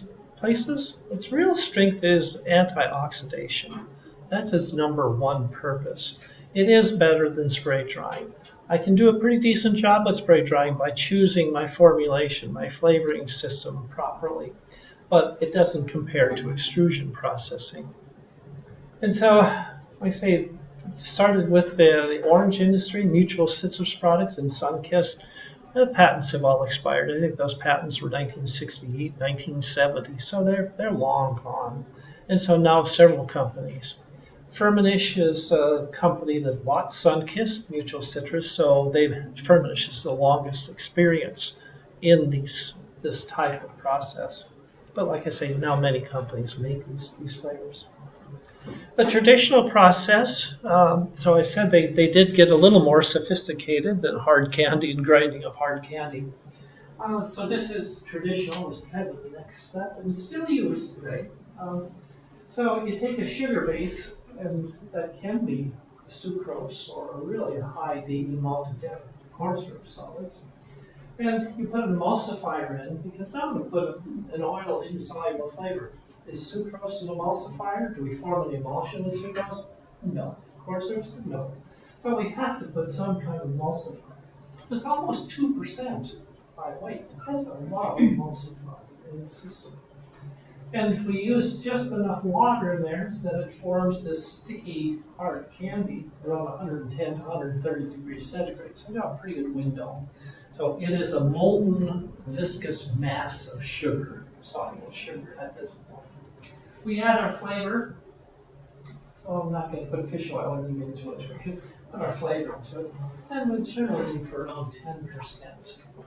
So that's half of what spray drying delivers. So 10% is what we'll go ahead and put into this. Let me form an emulsion. Okay. Even with that much emulsifier, but this is a high viscosity, I can say hard candy, it takes nothing but muscle. You got just one big motor and one big, mixing blade on the end that tries to rip that apart as best you can. But it doesn't give you a good emulsion. But they do the best. Okay. Extrudes through a die. So you've got a die. We'll choke our die sideways, and that holds all of the die. 1/64 of an inch holds. So we've got our vat up here, our tank. Here's our die. And you start pushing this molten mass through the die. So it's like pasta strings that are stringing coming out of here into the air.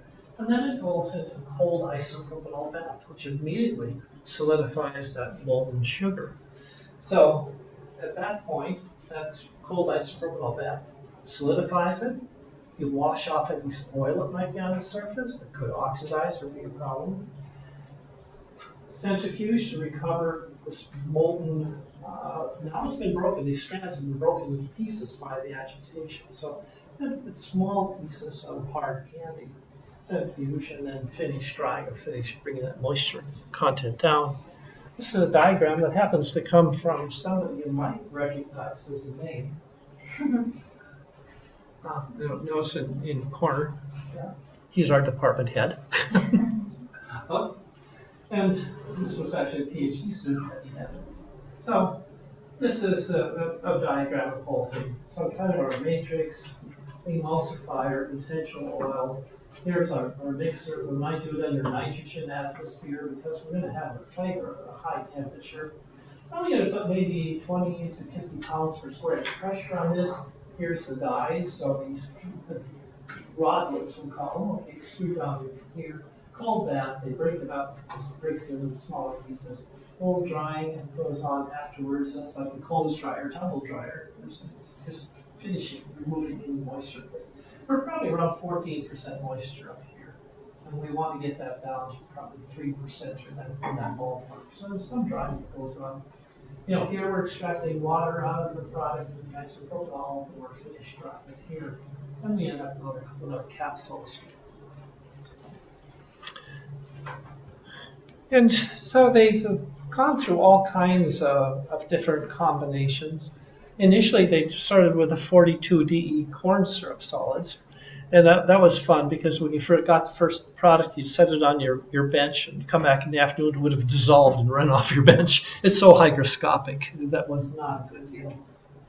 And then kind of the next evolution, if you went through the patent literature, sucrose maltodextrin blend. Okay, 55% sucrose, 41% maltodextrin. Fairly low DE, so it wasn't nearly as hygroscopic.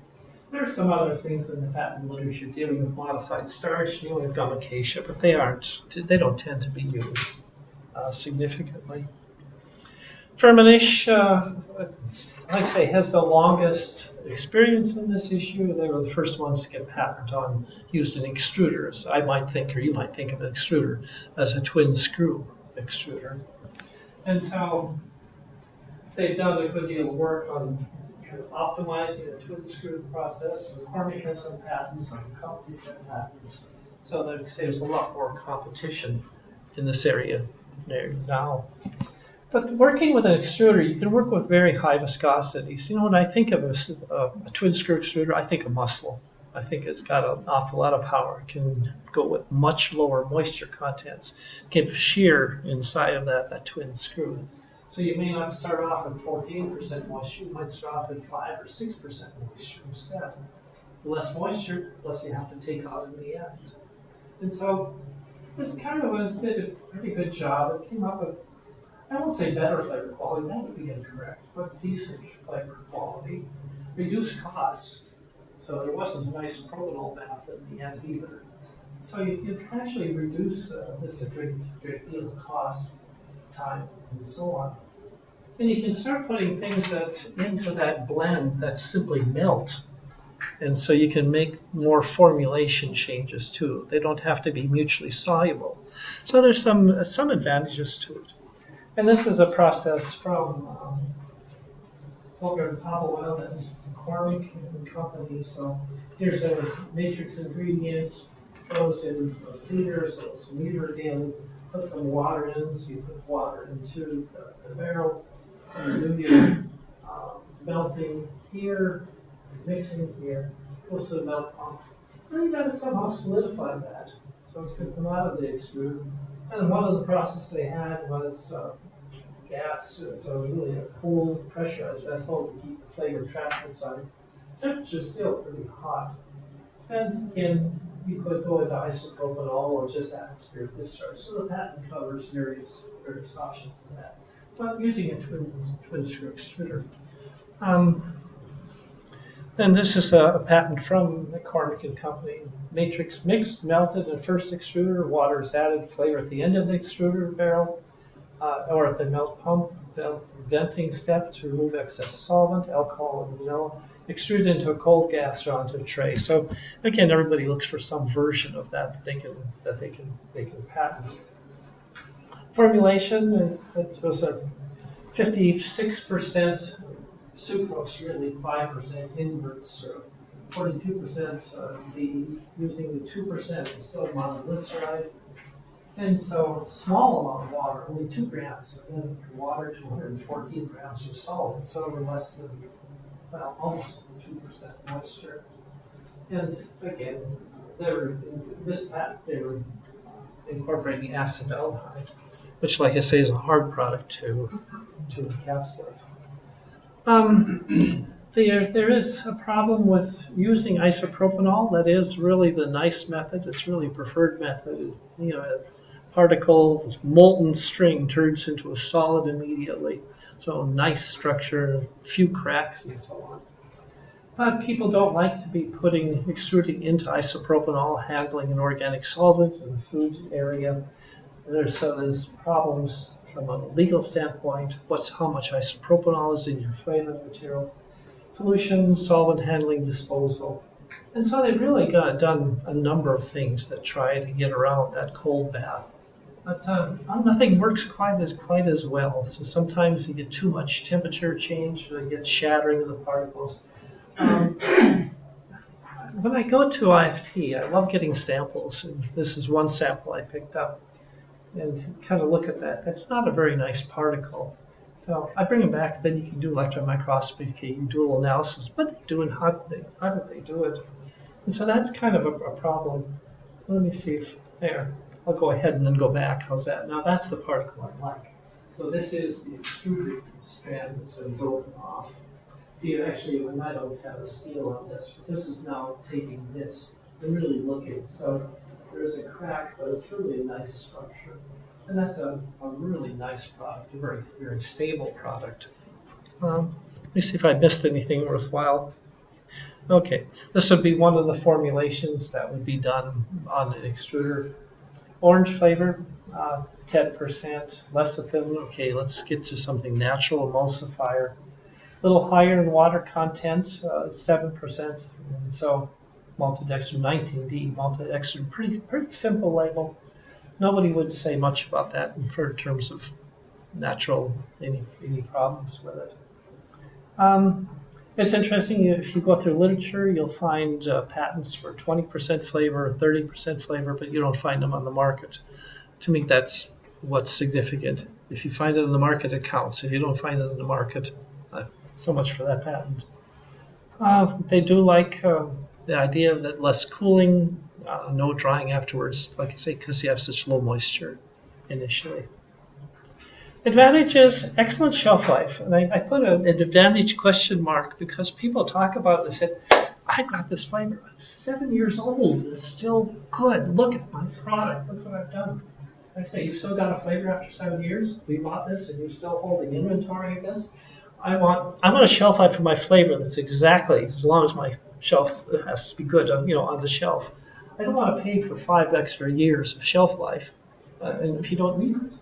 And so excellent shelf life is more than you need. Okay. Delayed release is possible because you can put other materials that, like I say, that melt.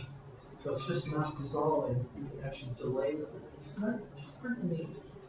Visible pieces of active, I don't know, at one point you used to be able to buy certs or whoever the breath mints were, and you'd see these flavor crystals in that confectionery product. And then it was used for marketing. See the flavor crystals. Okay, that's nice. Disadvantage at 8 to 10%. I say patents are higher, but you don't see them in the marketplace. It's low.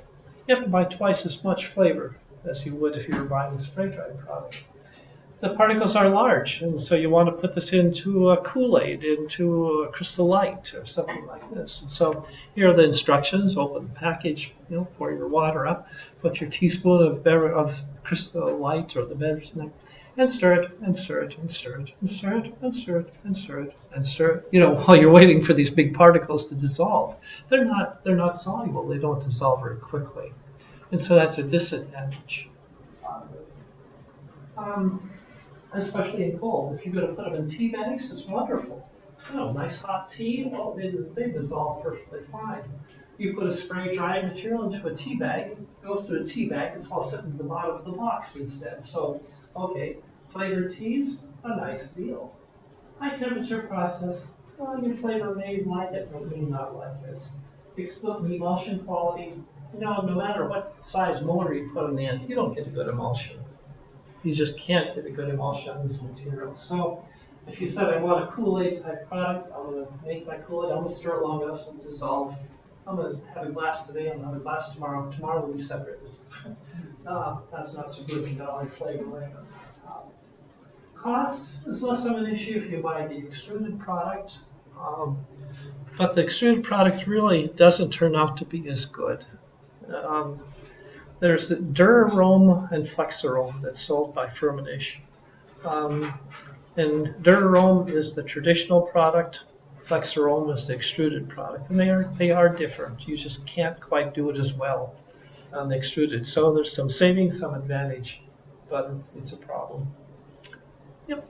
So if you were to use that, like a flavor that's been extruded, could you then apply it to an extruded product and it would last to that? Usually not. Usually what you're extruding has enough heat, enough moisture. If you put it in a pasta, a single screw extruder, an on-heated one, where you're just forming things, you wouldn't have a problem. But I think if you looked at a regular extruder, it would be a problem. It would melt, soften, because it'd always be the same conditions as it was made. So, number 1 process, spray drying. Number 2 process is extrusion. Number 3 process is coacervation. These slides that are nice slides come from Southwest Research Institute. They're a nonprofit, San Antonio, Texas. There's some 5,000 people working there. A decent-sized group, but not 5,000, but a decent-sized group working on flavor encapsulation. And they've really done a lot with this process. Some people call it protein encapsulation. I don't know why. It has nothing to do with that. Is protein's used, but you can use protein in the other processes. Let's put it that way. It is the only process that gives us an egg type structure, a core and a shell. And that's a real attractive process, real attractive structure, I should say, to have a core and shell structure. High loading, good protection. I like that structure. Claim benefits. Well, why do people say this is such a good deal? Well, coacervation, as I said, this is diffusion release. This is the only flavoring that doesn't dissolve. So you put it into a product, picks up the moisture, it'll start leaking flavor out to flavor the product. So in heat applications, baking applications, it just takes a little longer for that flavor to get out, and it's protected to some extent. And since it doesn't dissolve, well, if you want to taste mask something, you want to deliver something to the stomach, well, this isn't going to dissolve right away. It's not going to give up whatever you put inside it right away. It'll probably make it through the mouth into the gut before it gets ugly. And so taste masking, color masking, what can be done. Improved heat and oxidative stability, yeah, that's what they say. Improved shelf life, supposedly. Improved flowability, material handling, okay. Particle size control, these are claims from the company that makes these products. The most interesting to me is the controlled release. I think that's its benefit. You don't have any other technique that gives us that kind of controlled release. It finds application in other areas, flavor, yes, but again, a number of different places where the technique is used. So what kind of in-feed material do we use? What's our encapsulating material? Well, it has to have an amphoteric. It has to have a polycation and a polyanion. Maybe that's a better way to put it. So it's going to have two food polymers. One has to have a net negative charge. The other has to have a net positive charge. If we look at what has a positive charge, there aren't many things that have a positive charge in our food industry. Almost all of our polymers, except for proteins, we can make a protein positively charged at the right pH, right? So that our protein becomes our positively charged polymer. There are lots of other polymers, carbohydrate polymers, that are negatively charged. So we need these two together. We need a positive charge, we need a negative charge. So, but the pick a protein, whether it's gelatin, albumin, fish, whatever, you can use any protein in this. But chitosan also gets some visibility to be used. So chitosan or proteins. Chitosan is a little bit unique in itself. So gelatin is the favorite. Of course, now it's not kosher, it's not halal, it's not vegan, it's not whatever. We just put something in there that doesn't qualify on the label. So, like I say, that's a limitation to us. How does this work? Well, here's our amphoteric polymer, our protein, and here's we got a net positive charge, if I count it correctly, and we got a net negative charge on our carbohydrate over here. So they have a positive and negatively charged. Put them together, what do they do? They intertwine, they interlink, and they form a matrix, a continuous matrix. So let's use that theory together to form a capsule. So this is an example that comes from actually Gino. And so what they were doing in this particular case is they were taking our garlic oil and they put that into 11% gelatin solution at 50 degrees centigrade. 50 degrees centigrade, gelatin will be liquid at that point. It solidifies around 40 degrees centigrade. So I've got a liquid solution here, put my garlic oil in. I then, this is now in a mixer, I've got water.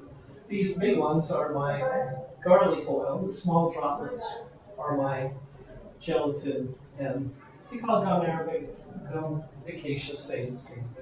Mix the two together. So we've got a kind of a stir here, because what I'm going to do is I'm going to force this material to come around and form a shell around my droplets of flavor.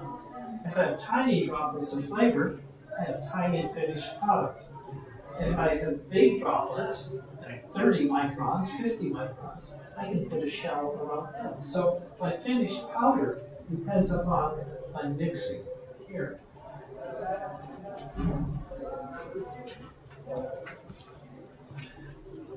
And the flow diagram, so what's our next step? We've mixed it. We add a little bit of water to dilute it a little bit.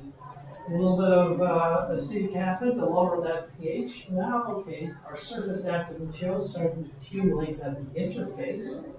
As we start then getting attraction here, and so what we want to do now is have these two come together, the acacia and the gelatin, to form a continuous matrix. around the flavor drop. We cool it down to 5 degrees centigrade, and if we did everything right, we won't have any gelatin out here, and in the beaker itself, or at least not enough to solidify, right? Because we're going to cool it at that point. And now we have a solid gelatin gummification layered on that droplet. Add glutaraldehyde. Well, that's if you're doing carbonless paper. You can use glutaraldehyde in carbonless paper. It's a carcinogen. It's frowned upon for food use. So this is the ideal for, it's really an ideal material for this purpose. And surprisingly enough, you can put glutaraldehyde in as a cross-link for pizza and one other product. I don't know how that got through the FDA, but the caveat is that there could be no detectable glutaraldehyde, so no residue. Anyway, but we don't do that because someone else say, you know what my competitor's doing? My competitor's putting a carcinogen. Do you want to put that on your label or So it's that's how it's done. Carbonless paper is not done that way in foods. We cross-link by a different technique. Put those cross-link capsules so we get that gelatin hardened up, that nice wall, and then we have to go ahead and filter, spray. You can actually spray dry using a two-fluid nozzle, so it's a very gentle atomization process. Filter, freeze drying, so one way or another. Then we got to get rid of all the water that's left there and end up with a capsule. This is a different formulation, and that's interesting to me. It depends upon the patent. It depends upon who's pushing it. But this is 2 grams of high bloom gelatin, 98%, so 98 grams of water, so 2% solution of gelatin, 2% solution of gummification, adjust page 4, add 20 grams of flavoring.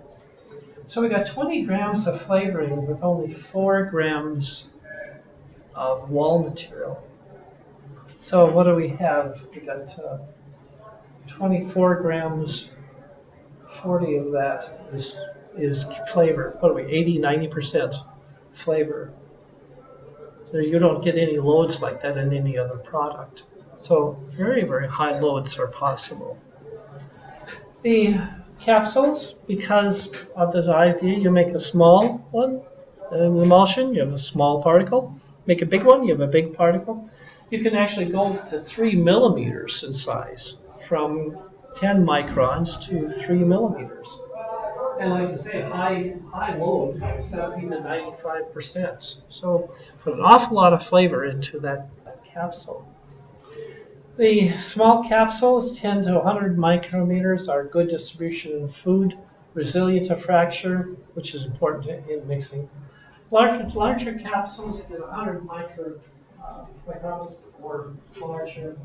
They can be visible, they can have more impact when they burst. You get a burst of flavor. So there's different advantages of small particles, large particles, which you have control of. Forget the glutaraldehyde, but transglutaminase, affectionately called meat glue, right? How many was it? Maybe 3 years ago, 4 years ago, there was this big stink about using meat glue and putting my meats together. Well, you're cross-linking protein, right? That's basically what it does. So you're cross-linking protein there. There's some other chemicals as well, so you don't have to use glutaraldehyde. Glutaraldehyde happens to work the best, but for labeling purposes and that, you don't do it. Patent example from Givaudan, fish gelatin. So we're going to have a kosher product. So okay, we get rid of the pork gelatin. And it goes through an example of this. So it's a gummification, fish gelatin, vegetable oil. We'll kind of go through the whole process. Spray dried, a little silica added to it. Givaudan did a nice innovation on this one. I thought was absolutely impressive. What they do is they make blank particles. By a blank, I mean there's no flavor, but they put a vegetable oil. So they form a capsule around vegetable oil. They put a wall around vegetable oil. It's a nice dry capsule. And so you can produce this in tons. It's inert, it forms nice particles, right surface affinity for these wall materials to come around. And then what they do is they take those capsules and bring them a little bit up in moisture content. So you take these dry capsules, bring up around 5-6% moisture, they become leaky. Flavor will go into them. And they'll go into the vegetable oil, dissolve in the vegetable oil, then you just finish drying them off a little bit and you seal it back up. So you basically have dry capsules, you make them leaky, you load a flavor in, then you dry them and they seal the flavor in. That was a nice example that you got. The guy did that. He had these nice dry capsules. And he was shaking them and put a little bit of flavor. Then he shook them, and they were sloshing around pretty quick. It was completely dry again. You think, okay, it just absorbed all that flavor into the capsule. So what do we have? Advantages: wide particle size range. Small droplets, big droplets, powders, good. Wide payload range, you can go from a few percent to 95%. Excellent oxidative stability, the gelatin forms a good barrier to oxygen. Variety of release characteristics, well, let's just say it's diffusion, you cross-link them, it doesn't dissolve. So let's say it's diffusion only. Commercially established process, there's a lot of carbon paper produced, people know how to do it. High recovery. High recovery of the oil, of the flavor material.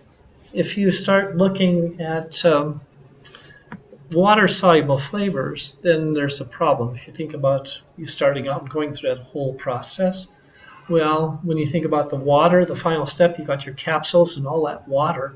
You pour the water out and dry the capsules. When you pour the water out, you pour out all your water-soluble components of your flavor. So your flavor isn't the same anymore. So there are some difficulties in terms of losing water soluble. And that's an advantage then again of making a dry capsule, a little bit of moisture, putting flavor in, the flavor will go inside the capsule. There's no water used in the whole process. But hey, it's not as easy as it seems. It's one of these things where you read the patent literature, somebody tells you about they do it, and they say, nothing to it. This forms spontaneously, right? It isn't that way. It's a pain in the butt. Aggregation, small particles, wettability, difficult to operate and control. It takes a good deal of expertise and trial and error to make this work. High in cost, gelatin is expensive, fish oil is expensive in comparison to other wall materials. It's a batch process at this point too, it's not a continuous process. So it's an expensive process and a troublesome process when you first get into it. Disadvantages, well, okay, you need to harden that capsule. Glutaraldehyde's the best. There are other approaches, but they're not as good. Disadvantage can be the slow diffusion. That depends on whether you want slow diffusion. If you want it, it's great. If you don't want it, you want it to dissolve instantly and be a clear product, forget it. It doesn't happen. Processed ingredients are costly, so relatively. Religious against pork, mad cow disease, allergens. Uh-oh. I don't know the significance of that. I think you got a notification. This one? You might have gotten an email or something. Oh, okay. We'll see if it goes out. That's another choice. Reactive core. And that goes back to something I'll make a point of later. I think I've alluded to that already. You don't put proteins together with flavors. You just don't do that in most cases. And so now you got a gelatin there or a fish protein, and you just added flavor to it, and it's going to react. Your flavor is going to react with that protein. Doesn't always form nice spherical shells. They show pictures that way. It's just not that way. I think we get to go 10 minutes longer to start making up with the time I lost, right? Okay. But wait a minute. We normally got at 5:55, so I've already used up 5 minutes, 6 minutes of it. Okay, we'll go 4 minutes longer. I get to cheat you. You'll pay your tuition for this. So anyway, cyclodextrins. This is number 4 in terms of processes.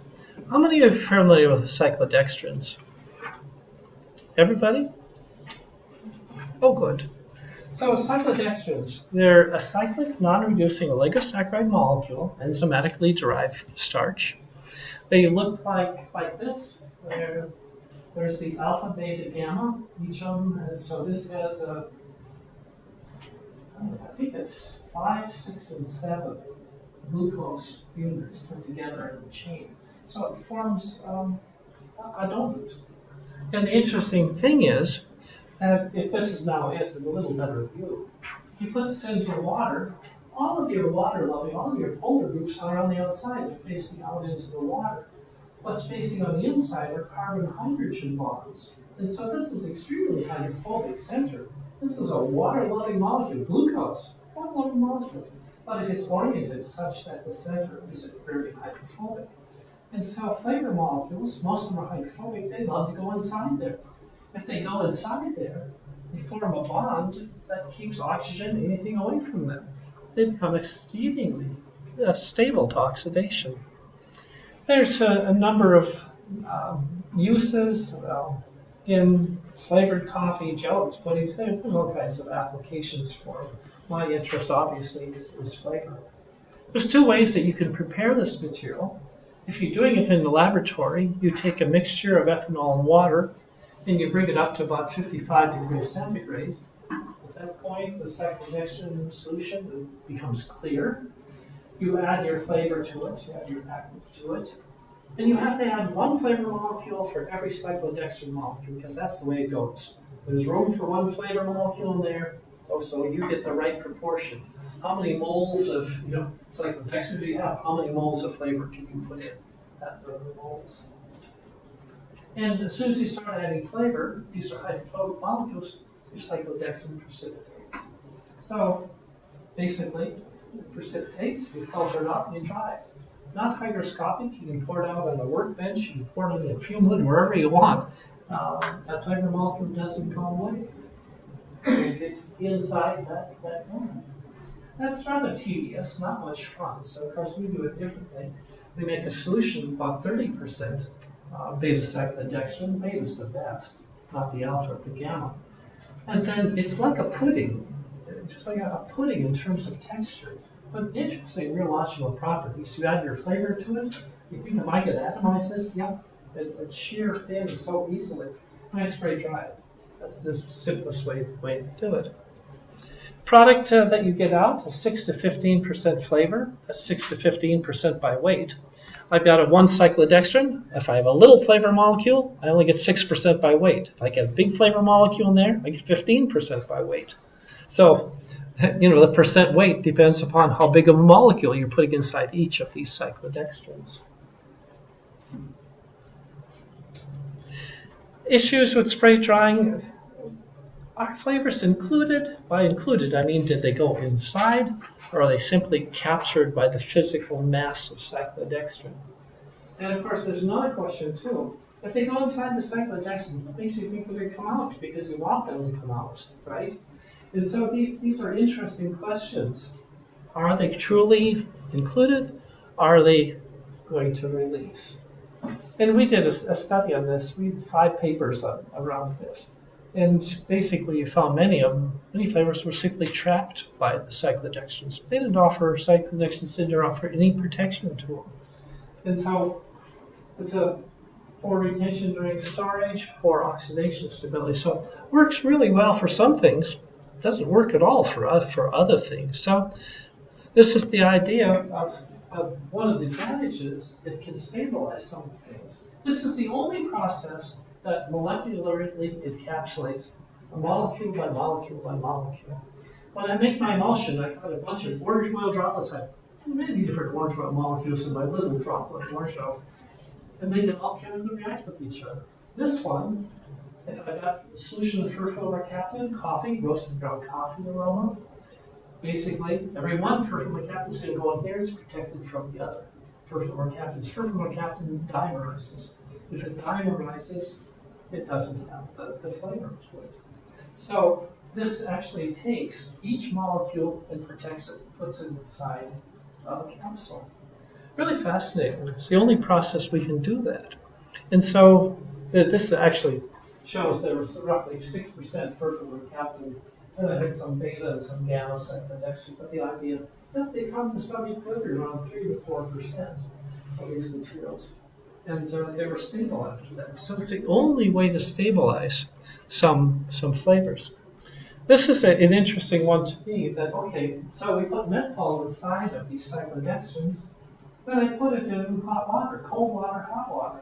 Is the flavor coming back up? It went inside the cyclodextrin. Will it come back out so I can enjoy my mint tea? Oh, 5 degrees centigrade, only 10% of the menthol was actually released. 90% stayed inside the capsule. That's for the beta cyclodextrin. 25 degrees, they're still around 10.